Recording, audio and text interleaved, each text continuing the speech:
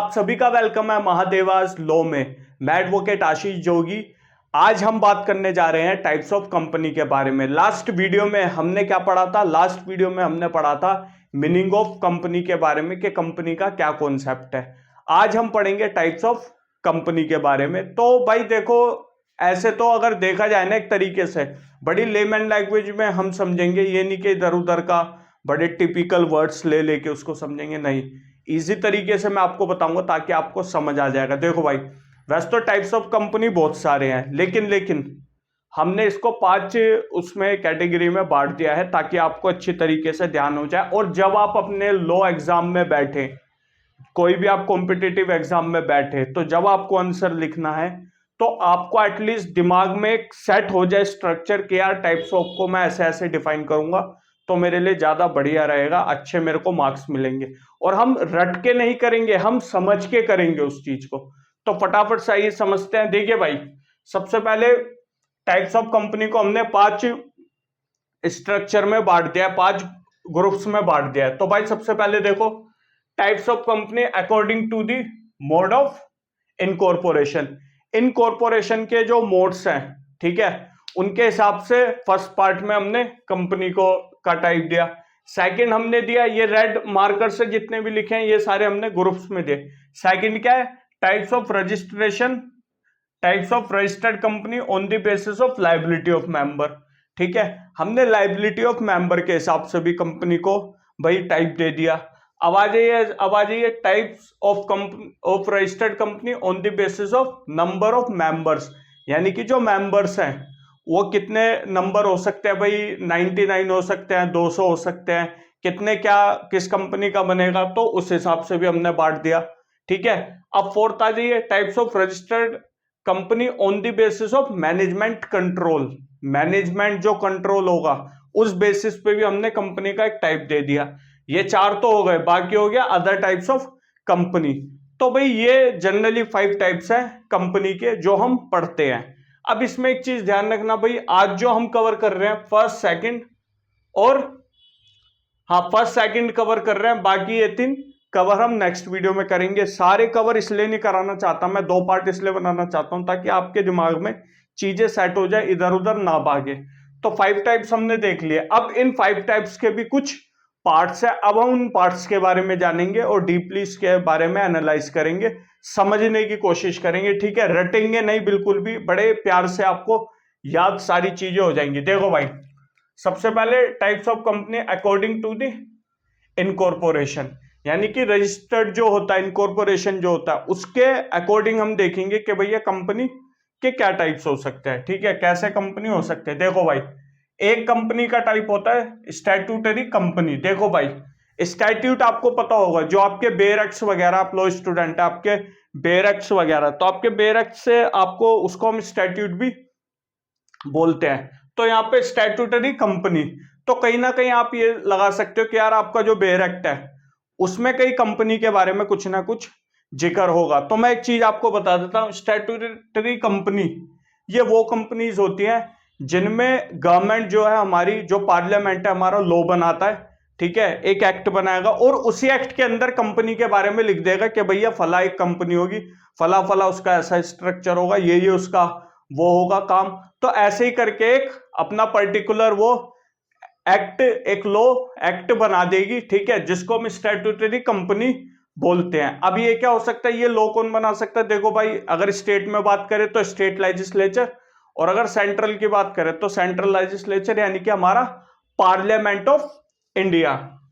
ठीक है भाई, अब देखो आते हैं, पढ़ते हैं थोड़ा। ये तो चीज आपको होपफुली समझ आ गई होगी। अब हम पढ़ते हैं थोड़ा इधर से।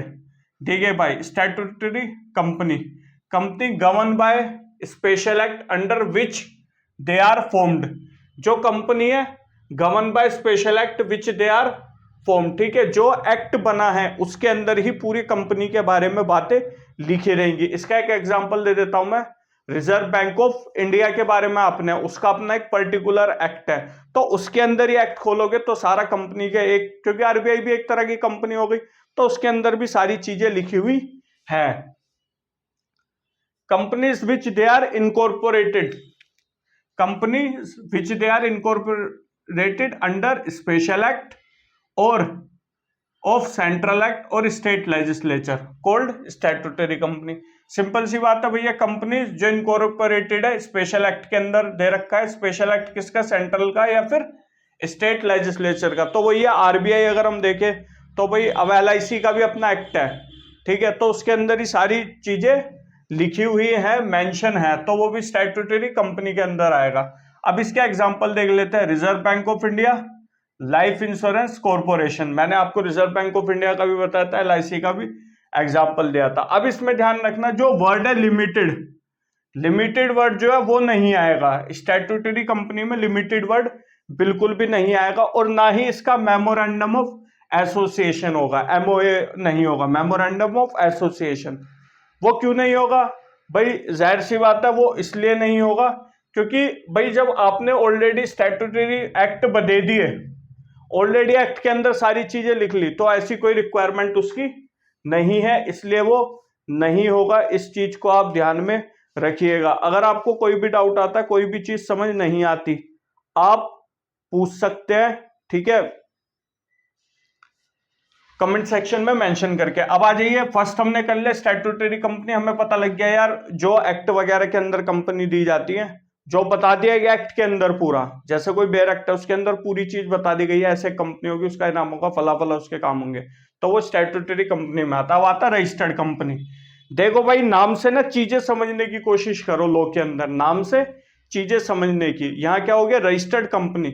अब वो बात कर रहा है रजिस्टर्ड कंपनी, यानी कि कहीं ना कहीं वो कह रहा है जो कंपनी रजिस्टर्ड है वो भी एक तरह का टाइप्स ऑफ कंपनी है जो रजिस्टर्ड है, किसके अंदर, या तो आपका कंपनीज एक्ट हो गया, या फिर उससे पहले कोई कंपनीज एक्ट के बिहाफ पे कोई और एक्ट अगर काम कर रहा होगा तो भी वो कंपनी रजिस्टर्ड कंपनी के अंदर आएगा। अब पढ़ लेते हैं, ये आपको समझ ही आ गया होगा, पढ़ लेते हैं फिर भी। Companies which are registered under companies act, company जो रजिस्टर्ड है किसके अंदर, कंपनीज एक्ट में, आर नोन है रजिस्टर्ड कंपनी। जो भाई साहब रजिस्टर्ड, देखो कंपनीज एक्ट के अंदर जो कंपनी रजिस्टर्ड है, कंपनीज एक्ट के अंदर जो कंपनी रजिस्टर्ड है या फिर इनकॉर्पोरेटेड है, उसको हम रजिस्टर्ड कंपनी बोलेंगे, जो ये है, ठीक है, और incorporated company. Except statutory companies, भाई स्टैट्यूटरीज कंपनी के बारे में जो हमने पढ़ा था वो इसमें नहीं आएगा, इस चीज को ध्यान रखना रजिस्टर्ड का, ठीक है। All existing company in India have been formed under the present companies act. जाहिर सी बात है, कोई भी आपको कंपनी अगर बना रहे हो, आपको रजिस्टर्ड कराना मैंडेटरी है। जब आप रजिस्टर्ड कराना है तो आपको रजिस्टर्ड कराने के लिए क्या करना पड़ेगा, आपको रजिस्टर्ड कराने के लिए कंपनी एक्ट से ही रजिस्टर्ड कराना पड़ेगा, या फिर कोई पहले कंपनीज एक्ट के ब्याप पे अगर कोई लॉ, कोई एक्ट काम कर रहा होगा, any under any previous company law, तो उसके ब्याप पे आप काम कर सकते हो, मतलब रजिस्टर्ड करा सकते हो। अब इनके एग्जाम्पल क्या होते हैं, देखो यहां हमने reserve bank of India, LIC, life insurance corporation के बारे में देखा था, तो इनके अपने एक्ट होते हैं। लेकिन यहां पर देखिए, बैंकिंग जो कंपनीज होती हैं, बैंकिंग कंपनीज गवर्न होती है बैंकिंग रेगुलेशन एक्ट के हिसाब से और रिजर्व बैंक ऑफ इंडिया से। Banking companies are govern by the banking regulation act 1949 and reserve bank of India act 1934। तो यहाँ क्या है, यहाँ दो एक्ट बनाए गए और उनको बोला गया कि भैया ये दो एक्ट रेगुलेट करेंगे कोई भी अगर बैंकिंग कंपनी रजिस्टर्ड होगी, तो फिर ये दोनों एक्ट अपना काम करेंगे, उनको रेगुलेट करेंगे, बताएंगे क्या चीज आप कर सकते हो क्या नहीं कर सकते। लेकिन यहाँ पर तो उन्होंने बोल दिया भैया एक एक्ट बनाया है, इसमें हमने बता दिया कंपनी ऐसे ऐसे बनेगी, उसका ये काम होगा, ये नहीं होगा, ये कर सकते ये नहीं कर सकते, पूरा उसमें ये मेंबर होंगे, एक्सप्लेन उन्होंने कर दिया इसमें। बट इसमें आपको जैसे आपने कंपनी रजिस्टर्ड कराई अपनी, तो वो रजिस्टर्ड कंपनी के उसमें आ जाएगा, ठीक है। हम ये किस मोड में पढ़ रहे हैं, इनकॉर्पोरेशन, मोड ऑफ इनकॉर्पोरेशन, कि कैसे कंपनी का इनकॉर्पोरेशन हो सकता है।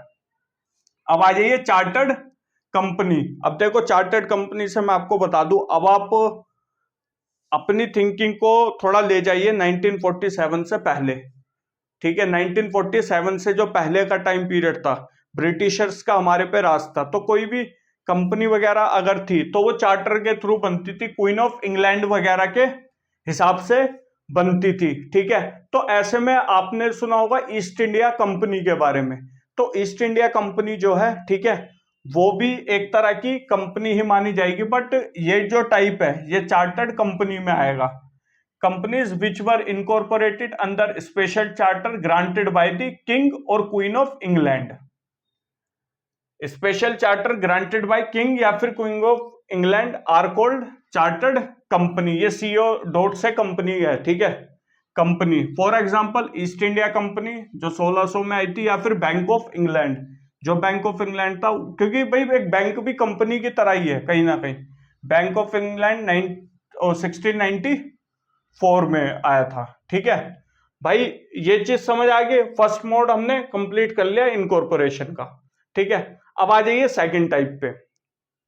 फर्स्ट के हमने तीनों वो भी पढ़ लिए। पहला स्टैट्यूटरी कंपनी, भाई अपना एक्ट होता है, एक्ट के हिसाब से उसमें सारी चीजें रजिस्टर्ड में आपको कंपनीज एक्ट के अंदर रजिस्टर्ड करानी पड़ेगी कंपनी। अदर टाइप वो हो गया चार्टर्ड कंपनी, मैंने बता ही दिया। अब हालांकि ईस्ट इंडिया कंपनी और ये एग्जिस्टेंस में इंडिया में नहीं है बिल्कुल भी, इस चीज को ध्यान रखना। अब आ जाओ सेकंड पे, type of registered company on the basis of liabilities of member.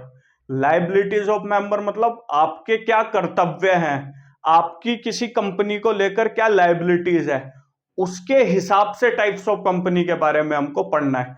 For example मैंने किसी कंपनी के शेयर ले लिए, ठीक है, तो मेरी लायबिलिटी उस कंपनी के लिए क्या बनेगी, मेरी ड्यूटी क्या बनेगी उस कंपनी के लिए, ठीक है। मैं किसी कंपनी का मेंबर हूं, हो सकता है मैंने शेयर भी ना लिए हो, लेकिन मेरी उस कंपनी के लिए क्या लायबिलिटी है वो हम पढ़ेंगे। उसमें भी टाइप्स ऑफ कंपनी है। देखिए सबसे पहले company limited by guarantee, section देख लो ना भाई 2 क्लोज 21, सेक्शन 2 का क्लोज 21 ऑफ कंपनीज एक्ट। तो company limited by guarantee, company limited by guarantee, ठीक है।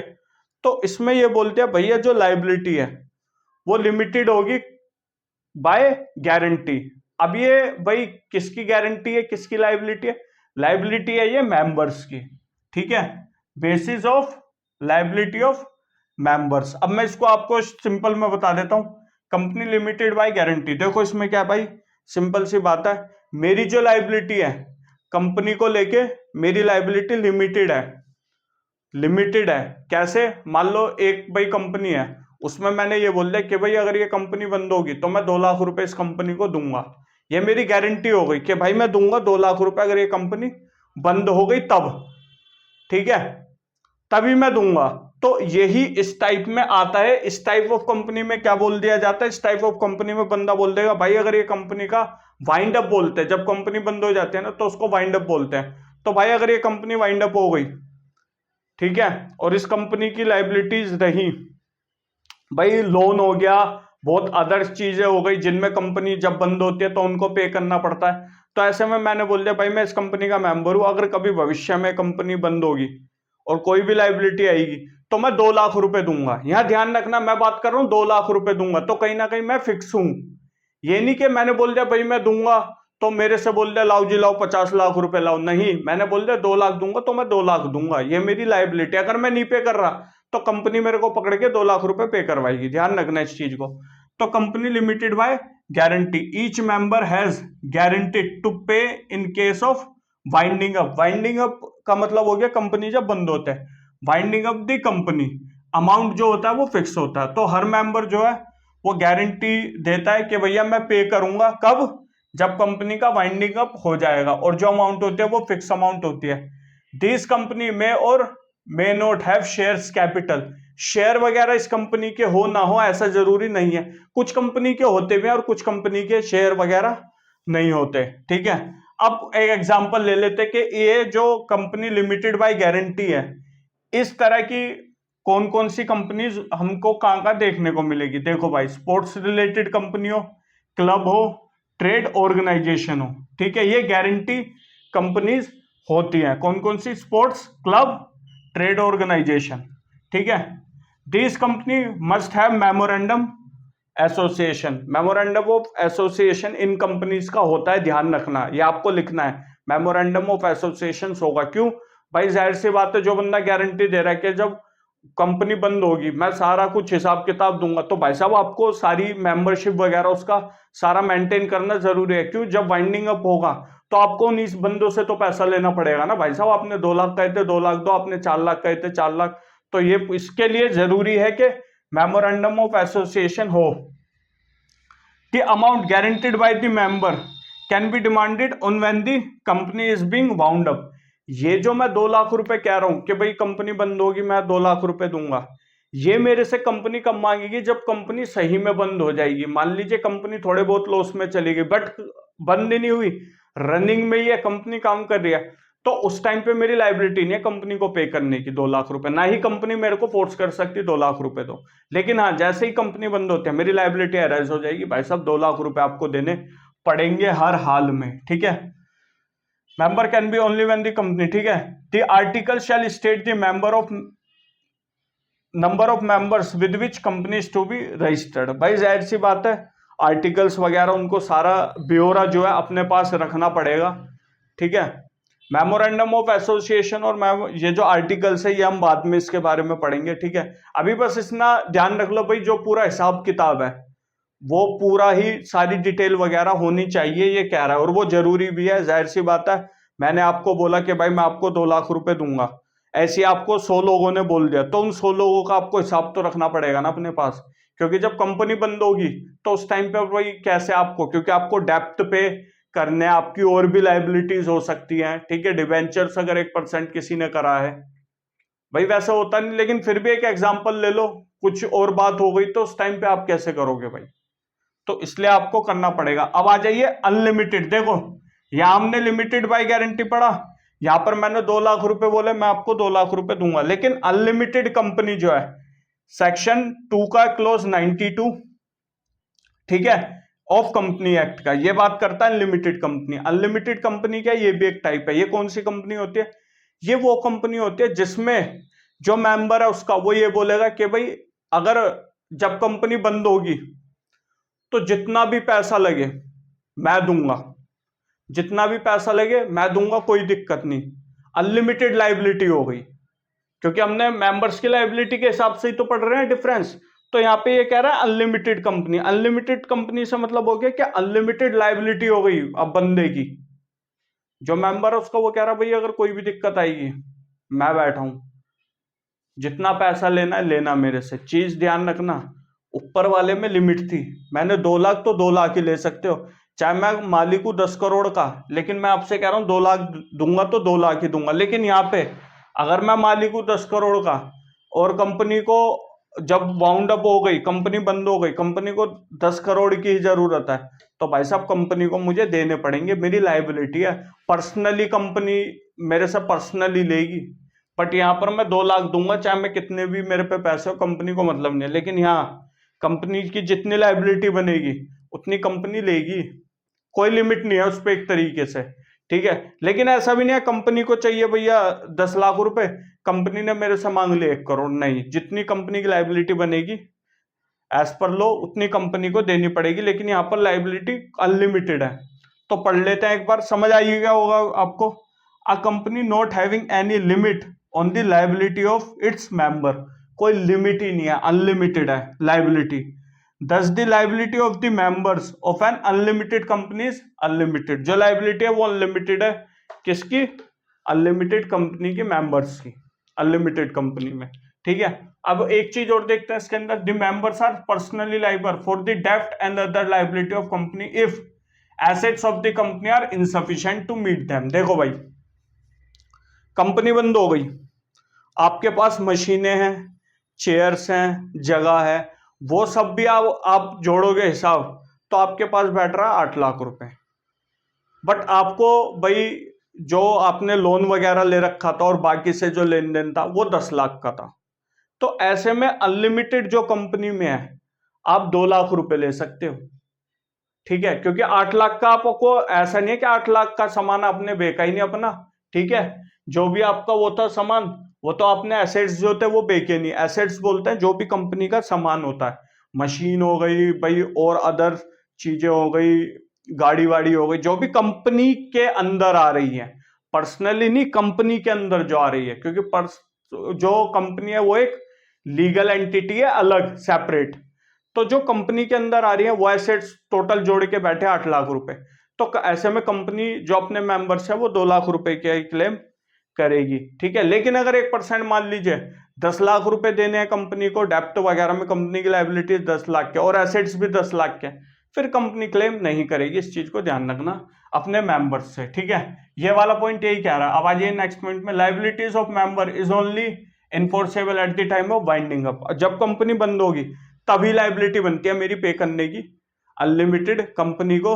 अगर वाइंडिंग अप नहीं हुई, चाहे लॉस में चली गई लेकिन रनिंग में है कंपनी, तब मेरी लायबिलिटी नहीं है। इस चीज का ध्यान रखना, ठीक है। अब आ जाइए company limited by shares, section 2 का क्लोज 22। देखो भाई, इससे साफ भी पता लग गया कंपनी लिमिटेड बाय शेयर्स, ठीक है। अब इसमें क्या कह रहा भाई, कंपनी जो है वो मेरी जो लायबिलिटी है वो शेयर्स तक रहेगी। इसमें क्या है देखो मैं समझाता हूं। मैंने बोला भाई कंपनी का मैं मेंबर हूं, मैंने बोला भाई मैं 50,000 के शेयर लूंगा कंपनी से, 50,000 के शेयर खरीदूंगा। तो ऐसे में मुझसे कंपनी सिर्फ उस 50,000 के शेयर खरीदने तक ही लायबिलिटी मेरी रहेगी। अगर मान लीजिए मैंने 10,000 के शेयर खरीद लिए, 40,000 के नहीं खरीदे, तो कंपनी मेरे को 40,000 के शेयर खरीदने को बोलेगी, मेरे को फोर्स करेगी, ठीक है। लेकिन अगर मैंने पूरे 50,000 के शेयर खरीद के बैठ गया, फिर कंपनी की लायबिलिटी नहीं बनती मेरे से एक सिंगल पैसा, जो कहता है सिंगल फूटी कोड़ी भी लेने के लिए कंपनी की लायबिलिटी नहीं है। तो शेयर्स तक ही है। शेयर मैंने बोला 50,000 के मैंने खरीद लिए तो कोई दिक्कत नहीं, लेकिन अगर मैंने शेयर बोले 50,000 के खरीदे मैंने 10,000 के, तो कंपनी मेरे को बोलेगी भैया 40,000 के शेयर आपको लेने पड़ेंगे, 10 के तो ले ले, 40 के और लो, क्योंकि आपने 50,000 की लायबिलिटी है आपकी। तो ये वाला पॉइंट यही कहता है, ये भी कंपनी लिमिटेड बाय शेयर्स एक टाइप, अदर टाइप ये हो गया। तो हमने भाई इसमें हमने कौन कौन सा फर्स्ट मोड के कर लिए, सेकंड मोड के कर लिए, थर्ड मोड के और फोर्थ मोड के, फिफ्थ मोड के करेंगे हम नेक्स्ट वीडियो में। इसको मैंने बता ही दिया था, ये एक बार से फटाफट से जल्दी से रिवीजन कर लेते हैं। देखो भाई, ताकि दिमाग में थोड़ा फिट बैठ जाए। Types of company according to the mode of incorporation, incorporation के हिसाब से हमने टाइप्स ऑफ कंपनी देखी। इसमें 3 तरह की कंपनी हमें बता दी गई। कौन कौन सी? Statutory company. स्टैट्यूटरी कंपनी कौन सी? जो भाई स्पेशल एक्ट में, स्पेशल एक्ट बनाया गया जिसके लिए, जो सेंट्रल गवर्नमेंट ने बनाया, यानी कि पार्लियामेंट में या फिर स्टेट लेवल पे स्टेट लेजिस्लेचर ने एक एक्ट बना दिया, कंपनी का ही उसमें पूरा बखान कर दिया। For example reserve bank of India और LIC हो गया आपका लाइफ इंश्योरेंस कॉर्पोरेशन, ऐसे ही बहुत एग्जाम्पल है, देख लो ना, ठीक है। वर्ड लिमिटेड नहीं आएगा, मेमोरेंडम ऑफ एसोसिएशन नहीं होगा इसके अंदर, ठीक है। रजिस्टर्ड कंपनी आ जाते हैं, नाम से ही पता लग रहा है रजिस्टर्ड कंपनी कौन सी, जो रजिस्टर्ड है या फिर इनकॉर्पोरेटेड है किसमें, कंपनीज एक्ट के अकॉर्डिंग, यानी कि कंपनीज एक्ट के अंदर वो है, ठीक है। कंपनीज एक्ट कौन सा? या तो अभी जो प्रेजेंट चल रहा है उसमें रजिस्टर्ड होनी चाहिए, या फिर उसके बिहाफ पे जो पहले था कोई एक्ट उसके अकॉर्डिंग अगर है तो मान लेंगे, ठीक है। Example, banking companies are govern by banking regulation act और रिजर्व बैंक ऑफ इंडिया। इन दोनों में फर्क मैंने बता ही दिया आपको। चार्टर्ड कंपनी ये सबसे अलग है, इसमें वही है भैया, आजादी से पहले की जो कंपनी थी वो बाय चार्टर्ड और क्वीन वगैरह के थ्रू बनाई जाती थी, ठीक है, जो ईस्ट इंडिया कंपनी और बैंक ऑफ इंग्लैंड। तो ये भी एक तरह की टाइप ऑफ कंपनी हो गई। अब इधर आ जाइए, किस बेसिस पे टाइप है अगला हमारा? लायबिलिटीज ऑफ मेंबर पर। लायबिलिटीज ऑफ मेंबर के अकॉर्डिंग ये है, क्या क्या हो सकता है भाई? लिमिटेड बाय गारंटी, मैंने गारंटी दे दी 2 लाख रुपए देने की, तो मेरी वो हो गई, ठीक है। शेयर वगैरह हो सकते हैं, नहीं हो सकते इस टाइप ऑफ कंपनी में, ठीक है। एग्जाम्पल क्या? स्पोर्ट्स क्लब, ट्रेड ऑर्गेनाइजेशन वगैरह इनके एग्जाम्पल है, इस तरह की कंपनी इनमें आती है, ठीक है। इनमें मेमोरेंडम ऑफ एसोसिएशन होगा, जाहिर सी बात है, हिसाब वगैरह रखने के लिए सबकी लायबिलिटीज वगैरह। अमाउंट जो है वही कब देनी पड़ेगी, वो 2 लाख रुपए वो देनी पड़ेगी। और 2 लाख तो मैं एक एग्जांपल दे रहा हूं, होने को भी आप 1 करोड़ कह दो, 2 करोड़ कह दो, वो उस मेंबर की मर्जी है। तो demand only when company is being wound up, जब कंपनी का वाइंडिंग अप हो जाएगा, जब कंपनी बंद हो जाएगी, तब मेरी लायबिलिटी है कंपनी को देने की। आर्टिकल वगैरह में ये सब मेंबर वगैरह का मेंशन होगा। अनलिमिटेड कंपनी वही है कि मेरी अनलिमिटेड लायबिलिटी होती है, मेरा जब मन करे पे करूं, नहीं जब मन नहीं करे। अनलिमिटेड लायबिलिटी मतलब जैसे ही कंपनी बंद होगी तो जितनी भी मेरी लायबिलिटी है, कोई फिक्स नहीं है, 2 लाख हो सकते हैं, 10 लाख हो सकते हैं, 1 करोड़ हो सकते हैं, 10 करोड़ हो सकते हैं, जितनी भी मेरी लायबिलिटी बनेगी उतनी मेरे को पे करनी पड़ेगी। लेकिन लेकिन लेकिन यहाँ पर एक स्टार है, कंडीशन अप्लाई है। वो क्या कंडीशन है? वो तब मेरी लायबिलिटी बनेगी, एक जब कंपनी बंद होगी तब, दूसरा अगर इनसफिशिएंट है, लाइबिलिटीज पे कंपनी नहीं कर पा रही, अपना पैसा पे नहीं कर पा रही, सारे एसेट्स होने के बाद भी, जोड़ने के बाद भी कुछ अमाउंट जितना भी बच रहा है वो हमारी लाइबिलिटी है, और वो अमाउंट कितना भी जा सकता है। ठीक है, अब आ जाइए कंपनी लिमिटेड बाय शेयर्स। जो शेयर्स वगैरह होते हैं, भाई मेरी लाइबिलिटी शेयर्स खरीदने तक की है। मैंने बोला जी 50,000 के खरीदूंगा, खरीद 10,000 के लिए, तो 40,000 के लिए कंपनी मेरे को बोलेगी भैया शेयर्स खरीदो, आप खरीद नहीं रहे। ठीक है, ऐसे में मेरी लाइबिलिटी अराइज होगी। लेकिन अगर मैंने पूरे 50,000 के खरीद लिए, कंपनी बंद हो जो होना हो वो बात की बात है, लेकिन मेरी लाइबिलिटीज कंपनी को कुछ पे करने की नहीं रहेगी। ठीक है, अब आगे हम पढ़ेंगे types of registered company on the basis of number of member, जितने भी मेंबर्स हैं उनके हिसाब से। ठीक है, नंबर उनका देख के। Types of registered company on the basis of management control, जो मैनेजमेंट होता है उसके कंट्रोल के हिसाब से अदर टाइप्स देखेंगे। और फिर जो 5 पॉइंट में अदर टाइप्स ऑफ कंपनी जो रह जाएंगी वो सारी इसमें देख लेंगे। तो होपफुली ये वीडियो आपको समझ आ गई होगी। अगर कोई चीज नहीं समझ आई कमेंट सेक्शन में मेंशन कर दो, कोई कमी लगी आप उसको कमेंट सेक्शन में मेंशन कर दो। तो पढ़ते रहिए, समझते रहिए सारी चीजें, भाई समझ समझ के करो। लो में रट्टाफिकेशन नहीं चलती, रटो मत बिल्कुल भी। जितना समझना चीजें समझो, बड़े इजी है, आपका हो जाएगा, ऐसा कोई टफ नहीं है। तो मिलते हैं हमारी नेक्स्ट वीडियो में, तब तक के लिए नमस्कार।